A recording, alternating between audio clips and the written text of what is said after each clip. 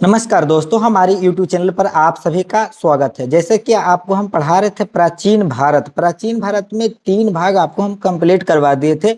आज हम चौथा भाग का इम्पोर्टेंट ऑब्जेक्टिव लेकर आ चुके हैं। चौथा भाग आप जानते हैं कि क्या है, क्या हड़प्पा या सिंधु सभ्यता, इसको बोलते हैं हड़प्पा सभ्यता, या तो सिंधु घाटी की सभ्यता, या तो सैंधव सभ्यता बोलते हैं। इसका सबसे उपयुक्त सर्वमान्य जो काल माना जाता है कि 2500 ईस्वी पूर्व से 1750 ईस्वी पूर्व, इस समय सबसे ज्यादा प्रचलित माना जाता है। तो इससे हम आपको करवाएंगे जो ऑब्जेक्टिव लुसेंट में बनता है वे टोटल कितना ऑब्जेक्टिव बनता है, तो यह 77 ऑब्जेक्टिव क्वेश्चन है जो कि इस चैप्टर से बनता है, हड़प्पा सभ्यता या सिंधु घाटी की सभ्यता से। तो आप लोग इस क्लास पर बने रहेगा शुरू से लेकर अंत तक। जैसे कि आपको मालूम होगा कि अगर लुसेंट कंप्लीट हो जाता हमारा, तो कोई भी एग्जाम देते हैं तो उसमें बहुत सारा ऑब्जेक्टिव बनना शुरू हो जाता है। ठीक, चलिए स्टार्ट करते हैं। यह पहला क्वेश्चन यहाँ पर देखना है कि पहला क्वेश्चन क्या है। यह पहला क्वेश्चन है कि हड़प्पा सभ्यता का सर्वाधिक मान्यता प्राप्त काल है, मतलब मान्यता प्राप्त सबसे ज्यादा समय माना जाता है 2500 ईस्वी पूर्व से 1750 ईस्वी पूर्व को। सिंधु घाटी की सभ्यता निम्नलिखित में से किस स्थल के समकालीन नहीं थी? तो इसका सही जवाब हो जाएगा ग्रीक सभ्यता के समकालीन नहीं था। देखिए, जिस समय सिंधु घाटी की सभ्यता भारत में पनप रहा था, उस समय मिस्र की सभ्यता भी पनप रहा था, चीन की सभ्यता भी पनप रहा था, मेसोपोटामिया की सभ्यता भी पनप रहा था, लेकिन ग्रीक की सभ्यता उसमें पनप नहीं रहा था। अगला क्वेश्चन है कि सिंधु घाटी की सभ्यता कहाँ तक विस्तृत थी, यानी सिंधु घाटी की जो सभ्यता का जो क्षेत्र था वह कहाँ से कहाँ तक फैला हुआ था? तो इसका सही जवाब हो जाएगा पंजाब में था, राजस्थान में, गुजरात में, उत्तर प्रदेश में, हरियाणा में, सिंध में, बलूचिस्तान में, इतना जगह फैला हुआ था। तो ऑप्शन नंबर हो जाएगा डी सही जवाब। पंजाब, राजस्थान, गुजरात, उत्तर प्रदेश, हरियाणा, सिंध और बलूचिस्तान इतना क्षेत्र में था जो कि सिंधु घाटी की सभ्यता फैला हुआ था। अगला क्वेश्चन है कि सिंधु घाटी की सभ्यता में घोड़े के अवशेष कहाँ मिले हैं? तो सिंधु घाटी की सभ्यता में घोड़ा का अवशेष मिला सुरकोटदा से। कहाँ से? सुरकोटदा से घोड़ा का अवशेष मिला है। अगला क्वेश्चन है कि सिंधु घाटी स्थल कालीबंगन किस प्रदेश में है? तो कालीबंगन जो क्षेत्र है वो किस प्रदेश में है? तो राजस्थान में। राजस्थान में कालीबंगन स्थित है, काली चूड़ियों के लिए फेमस है। निम्नलिखित में से किस पदार्थ का उपयोग हड़प्पा काल की मुहर यानी कि मुद्राओं के निर्माण में मुख्य रूप से किया जाता था? यानी कि मोहर बनाने के लिए सबसे ज्यादा किस पदार्थ का उपयोग किया जाता था? तो इसका सही जवाब है सेल खड़ी का उपयोग किया जाता था। किसका? सेल खड़ी का। हड़प्पा सभ्यता किस युग की थी? तो हड़प्पा सभ्यता जो थी वह कांस्य युग की सभ्यता थी। किस युग की? तो कांस्य युग की सभ्यता थी। अगला क्वेश्चन है कि सिंधु घाटी सभ्यता के लोग का मुख्य व्यवसाय क्या था? तो सिंधु घाटी सभ्यता के लोग का मुख्य व्यवसाय था व्यापार। वे लोग व्यापार करते थे, खरीद बिक्री वाला काम करते थे। हड़प्पा सभ्यता के निवासी थे, तो हड़प्पा सभ्यता के जो भी निवासी थे वो शहरी थे, क्योंकि उनका नगरीय व्यवस्था था, सब पक्का घर बना के रहते थे। उनका मतलब ईट उट के घर नहीं, मतलब झोपड़ी उपड़ी नहीं रहता था, जे भी रहता था ईट का बना हुआ रहता था, पक्की ईट का। सिंधु सभ्यता के घर किससे बनाए जाते थे? तो सिंधु सभ्यता के घर पक्की ईट से यानी ईट से बनाए जाते थे। हड़प्पा वासी किस वस्तु के उत्पादन में सर्वप्रथम थे? यानी कि हड़प्पा वासी लोग कौन वस्तु को ज्यादा उपजाते थे? जिसका सही जवाब है कपास के उत्पादन में सर्वप्रथम थे, वो सब कपास उपजाते थे। अगला क्वेश्चन कि निम्नलिखित विद्वानों में हड़प्पा सभ्यता का सर्वप्रथम खोजकर्ता कौन था? यानी कि हड़प्पा का खोज कौन किए सबसे पहले? तो सबसे पहले हड़प्पा खोज किए थे दयाराम साहनी। हड़प्पा का खोज करने वाले कौन थे? दयाराम साहनी। कब खोज किए थे? 1921 में। सिंधु सभ्यता का पतन नगर यानी बंदरगाह कौन था? तो सिंधु सभ्यता का जो बंदरगाह था वह कौन था? तो याद रखिएगा लोथल था। सिंधु सभ्यता का जो पतन नगर जो था यानी बंदरगाह जो था कौन था? लोथल था। पैमाने की खोज ने यह सिद्ध कर दिया है कि सिंधु घाटी के लोग माप और तौल से परिचित थे। यह खोज कहाँ हुई, यानी कहाँ पर यह खोज हुआ जिससे पता चल गया कि सिंधु सभ्यता के लोग सामान को मापते तौलते थे? तो इसका जो प्रमाण प्राप्त हुआ लोथल से। कहाँ से प्राप्त हुआ था? तो लोथल से प्राप्त हुआ। अगला क्वेश्चन है कि हड़प्पा कालीन समाज किन वर्गों में विभक्त था, यानी किन वर्गों में बांटा हुआ था? तो हड़प्पा कालीन समाज जो था वह था विद्वान, योद्धा, व्यापारी और श्रमिक वर्ग में बांटा था। विद्वान लोग भी थे, योद्धा लोग भी थे, व्यापारी लोग भी और श्रमिक मतलब मजदूर लोग भी थे। ये 4 श्रेणी में बांटा हुआ था। सिंधु सभ्यता का सर्वाधिक उपयुक्त नाम क्या है? तो सिंधु सभ्यता का सर्वाधिक उपयुक्त नाम है हड़प्पा सभ्यता, यानी कि सिंधु सभ्यता को सबसे ज्यादा लोग बोलते हैं हड़प्पा सभ्यता। क्या बोलते हैं? हड़प्पा सभ्यता। चलिए 17 नंबर क्वेश्चन इधर होगा। यह हम आपको 23 से 77 क्वेश्चन जो बनता है टोटल क्वेश्चन आपको हम करवाएंगे, ठीक है। निम्नलिखित में से कौन सा ऐसे लक्षण सिंधु सभ्यता के लोग का सही चित्रण करता है या करते हैं? पहला ऑप्शन है उनके विशाल महल और मंदिर होते थे। दूसरा, ये देवी और देवताओं दोनों की पूजा करते थे। तीसरा, वे युद्ध में घोड़े द्वारा खींचे जाने वाले रथों का प्रयोग करते थे।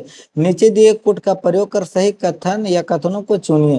तो इसका सही जवाब हो जाएगा केवल दो वाला बात लिखल है जो सही है, यानी ये देवियों और देवताओं दोनों की पूजा करते थे, यानी देवियों को और देवता का दोनों की पूजा करते थे। बाकी जो पहला नंबर है महल और विशाल होते थे, बड़ा बड़ा महल और मंदिर होते थे, गलत बात है। दूसरा जो घोड़ा रथ का उपयोग करते थे ये भी गलत बात है। यानी तीसरा नंबर जो कहा गया ये भी गलत कथन है, ये भी गलत कथन है। केवल दूसरा है कि देवी देवता दोनों पूजा करते थे। अगला क्वेश्चन है कि हड़प्पा सभ्यता की खोज किस वर्ष हुई थी? तो हड़प्पा सभ्यता का जो खोज हुआ था वह कब हुआ था? 1921 ईस्वी को हुआ था, दयाराम साहनी द्वारा हुआ था। हड़प्पा सभ्यता के बारे में कौन सी युक्ति सही है? हड़प्पा सभ्यता के बारे में ऑप्शन नंबर सी जो सही है, उन्होंने पशुपति की सम्मान करना आरंभ किया, यानी पशुपति यानी पशु के सम्मान करना कुछ कर दिए थे, आरंभ कर दिए थे। हड़प्पा के लोगों की सामाजिक परिस्थिति खाली स्थान थी, यानी कि हड़प्पा के लोगों का जो सामाजिक परिस्थिति जो था वो कैसा था? तो इसका सही जवाब हो जाएगा, इसका सही जवाब हो जाएगा उचित समांतवादी था। उचित समांतवादी था, यानी कि उन लोगों का जो सामाजिक परिस्थिति था कैसा था? तो उचित समांतवादी था। अगला क्वेश्चन है कि सिंध का नखलिस्तान यानी बाग हड़प्पा सभ्यता के किस पुरास्थल को कहा गया है? यानी कि सिंध का नखलिस्तान या बगीचा यानी बाग हड़प्पा सभ्यता के किस पुरास्थल यानी कि जो पुराना स्थल है किसको कहा गया है?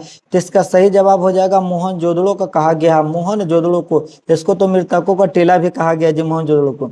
हड़प्पा सभ्यता के संपूर्ण क्षेत्र का आकार किस प्रकार का है? तो हड़प्पा सभ्यता के संपूर्ण क्षेत्र का आकार जो है त्रिभुजाकार है, यानी हड़प्पा सभ्यता का जो आकार देखा जाए क्षेत्र जिनका बटा हुआ था वो कैसा था? त्रिभुजाकार था।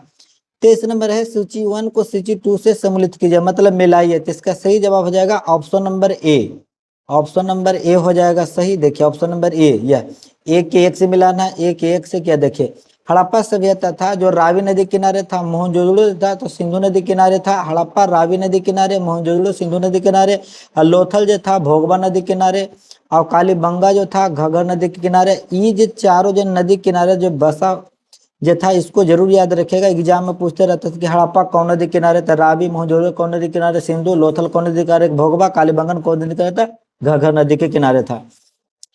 चलिए 24 नंबर ऑब्जेक्टिव में आगे हैं।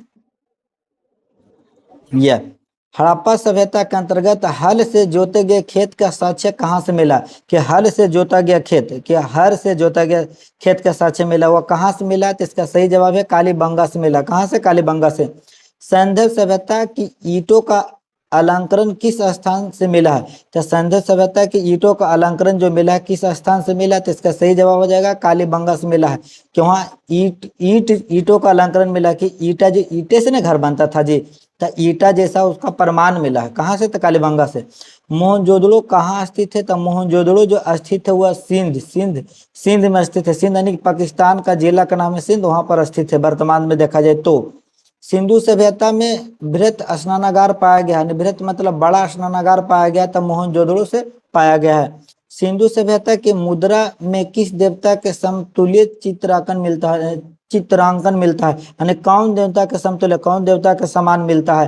तो इसका सही जवाब हो जाएगा कि आद्य शिव, यानी शिव भगवान के समान मिलता है। ठीक, शिव भगवान के समान मिलता है वहां से सिंधु सभ्यता की मुद्रा से। निम्नलिखित में से कौन सा हड़प्पा कालीन स्थल गुजरात में था? तो हड़प्पा यहाँ पर 4 ऑप्शन है जिसमें गुजरात में कौन स्थल था? तो इसका सही जवाब हो जाएगा लोथल जो था गुजरात में था, और लोथल सिंधु सभ्यता के बंदरगाह के नाम से भी जाना जाता है, बंदरगाह था यह।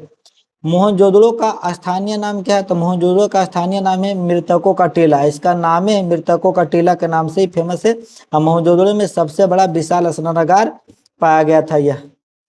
अगला क्वेश्चन यह है कि हड़प्पा सभ्यता का प्रचलित नाम है। तो हड़प्पा सभ्यता का जो प्रचलित नाम है वह कौन नाम है? तो यह सिंधु घाटी की सभ्यता प्रचलित नाम है। हड़प्पा सभ्यता का जो सबसे प्रचलित नाम है ये सिंधु घाटी की सभ्यता, हड़प्पा सभ्यता के भी नाम से जाना जाता है। ठीक है। सैंधव स्थलों के उत्खनन से प्राप्त मोहरों पर निम्नलिखित में किस पशु का सर्वाधिक उत्कीर्णन हुआ है? यानी कि सैंधव यानी सिंधु घाटी की सभ्यता से जो भी मोहर प्राप्त हुआ है उसमें सबसे ज्यादा कौन जानवर छपा हुआ था, उत्कीर्ण हुआ था, कौन जानवर को? तो इसका सही जवाब हो जाएगा कि बैल सबसे ज्यादा छपा हुआ था। कौन छपा हुआ था ज्यादा? तब बैल। सिंधु घाटी सभ्यता जानी जाती है, तो सिंधु घाटी सभ्यता किस लिए जानी जाती है? तो इसका सही जवाब हो जाएगा अपने नगर योजना के लिए, क्योंकि शहरीकरण जीवन जीते थे वो सब, यानी कि ईटा के मकान बने थे, बढ़िया से पानी निकास वाला था, रोड बढ़िया से था, रोड एक दूसरे के 90 डिग्री कोण पर काटता था, और छोटा छोटा जो गाँव के रोड जो निकलता था वो डायरेक्ट जाकर बड़का रोड में मिलता था, जैसे अभी कैसे है क्वेश्चन। सिंधु सभ्यता का कौन सा स्थल भारत में स्थित है? सिंधु सभ्यता का यहाँ पर कौन स्थल है जो भारत में स्थित है? तो लोथल है, जो कि कोची है, भारत में स्थित है। भारत में खोजा गया सबसे पहला पुराना शहर था, तो भारत में खोजा गया सबसे पहला पुराना जो शहर था वह कौन था? हड़प्पा था। कौन था? हड़प्पा था।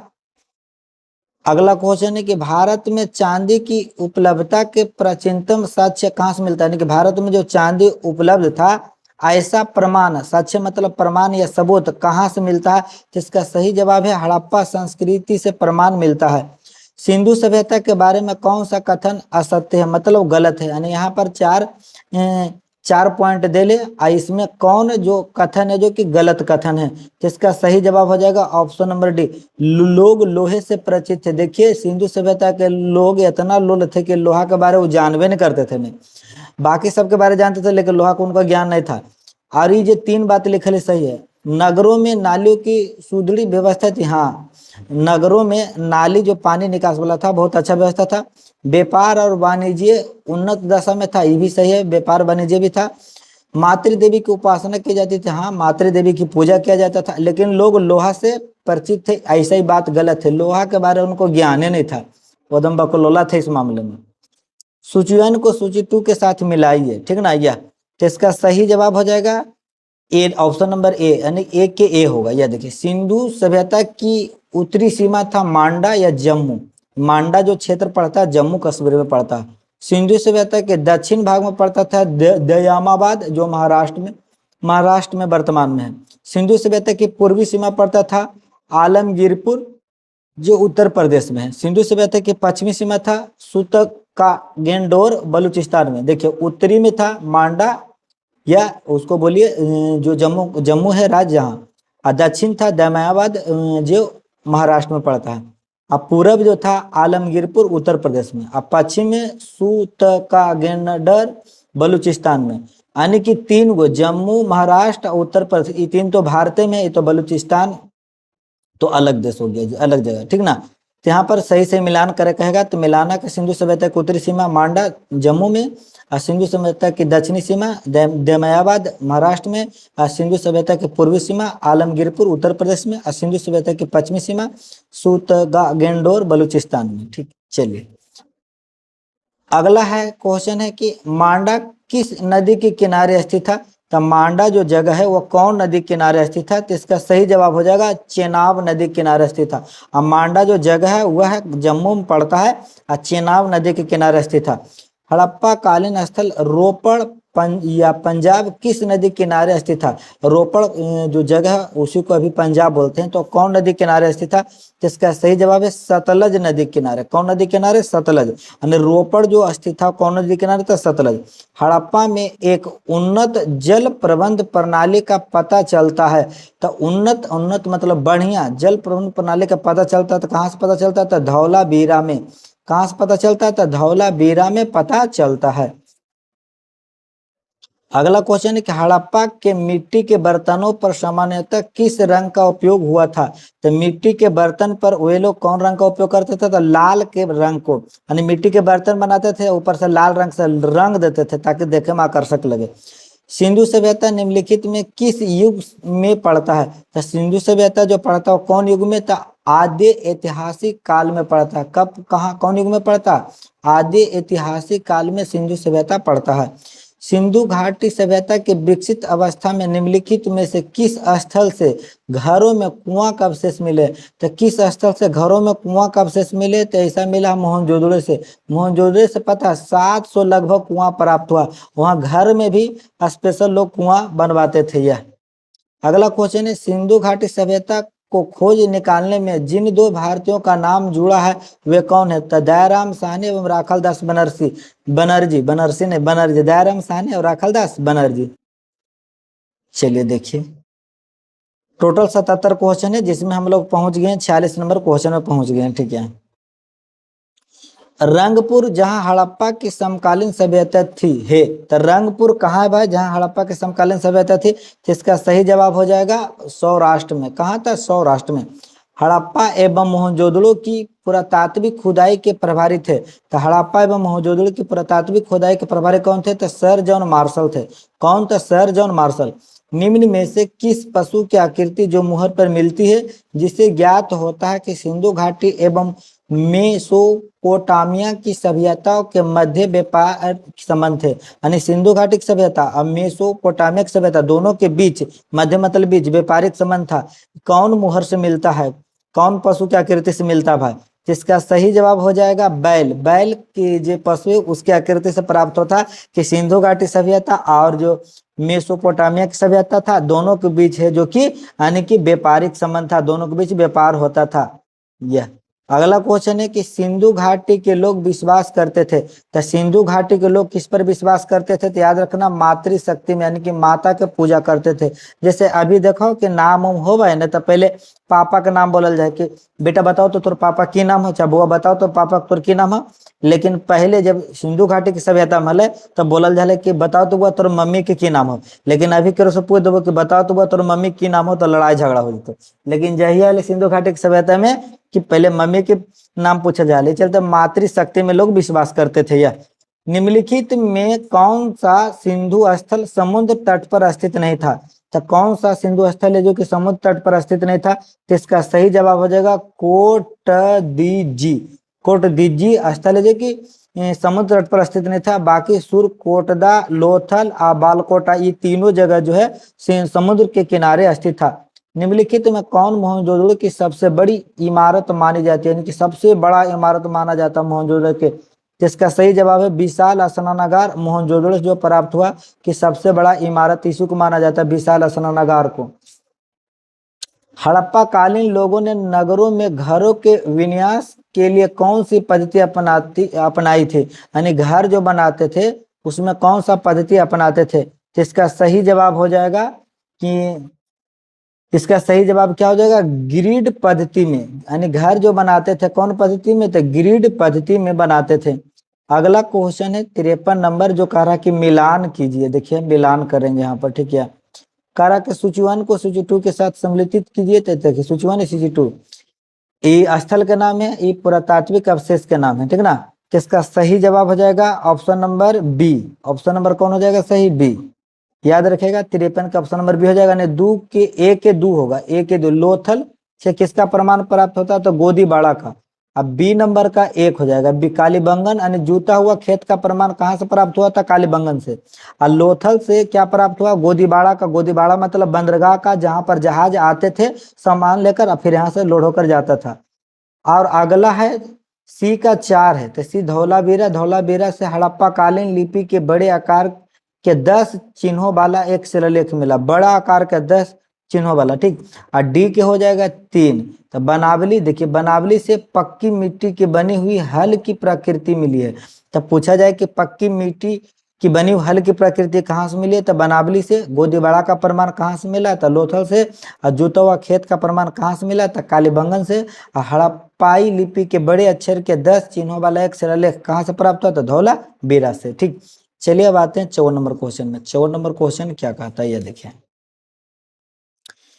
निम्नलिखित पशुओं में से किस एक का हड़प्पा सभ्यता में पाई मोहरों और टेराकोटा कलाकृतियों में निरूपण या अंकन नहीं हुआ है? यानी कौन पशु का अंकने नहीं हुआ है?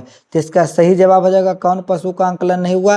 तो शेर का अंकलन कहीं पर नहीं हुआ। हाथी, गैंडा, बाघ ये सब का हुआ, लेकिन शेर का कहीं नहीं। हड़प्पावासी किस धातु से परिचित नहीं थे? हड़प्पावासी को पता है लोहा का ज्ञान नहीं था। देखिए वो सब सोना चांदी के बारे जानते थे, तांबा कांसा के बारे भी जानते थे, टीना एवं शीशा के बारे जानते थे, लोहे की ज्ञान नहीं था, जो कि अभी के वर्तमान समय में सबसे ज्यादा लोहे के सामान आप लोग देखते होंगे। निम्नलिखित में से किस स्थल से युगल यानी कि सावधान या द्विशव संस्कार का प्रमाण मिला? मतलब आदमी जो मर जाता है उसका अच्छा से संस्कार, जो मरने के बाद जो संस्कार होता है सावधान का, वो किया हुआ मिला। कहाँ से प्राप्त हुआ है? तो लोथल से प्राप्त हुआ। कहाँ से था? लोथल से प्राप्त हुआ। कपास का उत्पादन सर्वप्रथम सिंधु क्षेत्र में हुआ, जिसे ग्रीक या यूनान के लोग किस नाम से पुकारा? यानी कपास का उत्पादन सबसे पहले देखा जाए तो सिंधु क्षेत्र में हुआ था, तो ग्रीक या यूनान के लोग किस नाम से उसको पुकारते थे? याद रहे, सिंडन, सिंडन के नाम से। कौन डन के नाम से था? सिंडन। यह अगला क्वेश्चन है कि हड़प्पा के काल का तांबे का रथ किस स्थान से प्राप्त हुआ? यानी तांबा का रथ है प्राप्त हुआ, तो कौन स्थान से प्राप्त हुआ? तो इसका सही जवाब हो जाएगा दैमाबाद से। दैमाबाद, दैमाबाद कहाँ पड़ता है? तो महाराष्ट्र में पड़ता है। आपको पता है कि दक्षिणी क्षेत्र था, दक्षिणी क्षेत्र था सिंधु घाटी सभ्यता का। ठीक है, दैमाबाद से प्राप्त हुआ तांबे का रथ। क्या प्राप्त हुआ जी? तो तांबे का रथ। ठीक, चलिए आते हैं 59 नंबर क्वेश्चन में। यह देखिए क्वेश्चन है कि हड़प्पावासी किन किन धातुओं का आयात करते थे? उत्तर कूट में दें। चांदी, टीन, सोना, यानी कौन कौन धातु आयात करते थे? आयात मतलब मंगाते थे, ठीक ना। तो इसका सही जवाब हो जाएगा ऑप्शन नंबर 1 के तीनों को। ये 1 2 3 तीनों सही हो जाएगा। ऑप्शन नंबर 1 कि तीनों को मंगाते थे। आगे हड़प्पावासी लाजवर्द यानी कि भवन निर्माण की सामग्री था का आयात कहाँ से करते थे? मतलब लाजवर्द को कहाँ से मंगाते थे? तो इसका सही जवाब हो जाएगा हिंदू कुश क्षेत्र बदख्शां से। कहाँ से? हिंदू कुश क्षेत्र बदख्शां से। ठीक ना, यहाँ से लाजवर्द मंगवाते थे। अगला क्वेश्चन है कि हड़प्पा निगस्तान स्थित सिंधु सभ्यता से संबंधित स्थल है। तो इसका सही जवाब है ए बी दोनों है, जो कि हड़प्पा सिंधु सभ्यता से संबंधित है। मुंडीगाक भी, सुरतोगोई भी। कौन कौन से नगर सिंधु सभ्यता के बंदरगाह नगर थे? यानी कौन कौन नगर जो था बंदरगाह नगर था, जहां पर जहाज आते थे भाई। तो कौन कौन नगर था? तो इनमें सभी है जो कि बंदरगाह वाला नगर है। लोथल, सुतगडेर, अल्लाह अल्लाह दीनो एवं बालाकोट और कुनतासी, ये सब स्थल है जो कि बंदरगाह नगर थे। अगला है मोहनजोदड़ो से प्राप्त पशुपति शिव या आद्य शिव मुहर में किन किन जानवरों का अंकन हुआ है? यानी कौन कौन जानवर उसमें थे? तो इसका भी सही जवाब हो जाएगा ऑप्शन नंबर डी कि बाघ एवं हाथी, ब्राह्य हाथी, गैंडा भैंस और हिरन। लेकिन पशुपति शिव का जो प्रिय पशु था बैल, उस पर नहीं था। किस हड़प्पाकालीन स्थल से नृत्य मुद्रा वाली स्त्री की कांस्य मूर्ति प्राप्त हुआ? कि नाचते हुए स्त्री थी और कांसा का मूर्ति था। ये किससे प्राप्त हुआ? था मोहनजोदड़ो से प्राप्त हुआ। कहाँ से था? मोहनजोदड़ो से। किस हड़प्पाकालीन स्थल से पुजारी की प्रस्तर मूर्ति प्राप्त हुआ? किसका मूर्ति प्राप्त हुआ? था पुजारी की। तो कहाँ से प्राप्त हुआ? था मोहनजोदड़ो से प्राप्त हुआ। किसका था? पुजारी की। किस सिंधु कालीन स्थल से एक ईंट पर बिल्ली का पीछा करते हुए एक कुत्ते के पंजे के निशान मिले हैं? कि बिल्ली भाग रहा है और उसका पीछा कर रहा था कुत्ता। ये कहाँ से प्राप्त हुआ? तो यह प्राप्त हुआ चनहुदड़ो से। कहाँ से? चनहुदड़ो से। और चनहुदड़ो मनके बनाने का केंद्र भी था।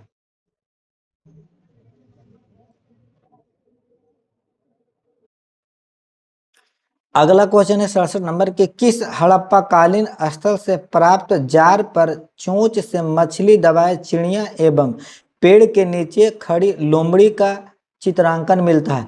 कि ऊपर है कि मछली दबा के वो चिड़िया बैठल है, नीचे लोमड़िया ललचाल बैठल है कि छोड़ते तो खेबे।